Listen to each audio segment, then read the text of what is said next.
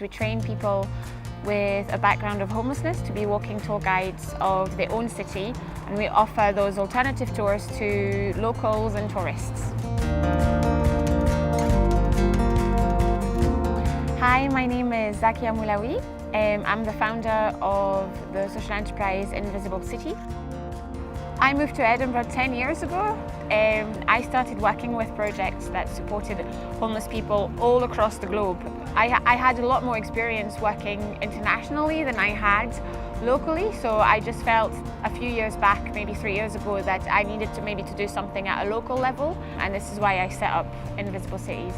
I'm Paul, I'm a tour guide from Invisible Edinburgh. Unfortunately, I've got a long history of homelessness. I've been homeless about 10 times. Most of it stems from what happened in your childhood. I had quite a difficult upbringing and such like, so obviously I started getting involved in crime as well, so I got jailed as well. So for me it's kind of a dream come true, I've always had an interest in doing tours, and as soon as I found out about it I was like, wow, that sounds fabulous, it's brilliant. I mean, as I said earlier, if you told me 6 months ago I was going to be doing this tour, and I thought you were crazy, The whole idea is that a city is completely different to you than it is to me, and as somebody who's lived on the streets or has had a rough background, completely different again. And I think people who have stayed on the streets or have a background of homelessness have definitely a story to tell, and I thought it was a great way to use the background of the city to tell that story.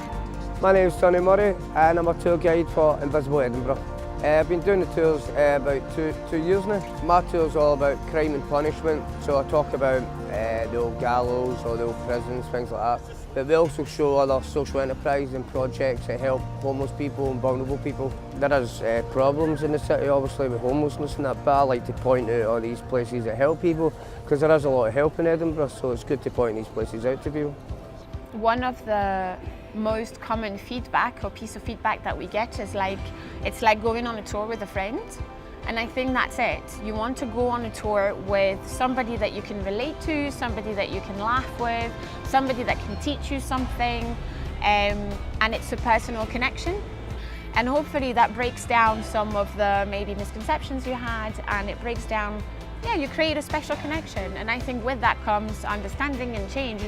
People ask how long I was homeless for, what it was like, so I just basically tell people the truth. If they ask me questions, I'll answer them as honest as I can. As I said to you earlier, I ask people to try and not judge. Most homeless people are not on drinking drugs. It's when they're in that situation that they turn to drinking drugs to try and escape the situation that they're in, And most people are actually, because of the awareness in the last couple of years in Scotland, they're a bit more compassionate in Scotland towards homeless people. Most people are quite happy to see somebody who used to take drugs and that changing their life, so most people are quite positive. This year we have decided to do it in Manchester and in Glasgow, soon to be as well. The idea being that it can be rolled out in any city in the world. I would like to influence the tourism industry a little bit and say that we can do it differently. We can do it with a human face and with relationships being built, and we can use all the talent that we have and to showcase how wonderful Edinburgh is, how wonderful Manchester is, how to really inspire.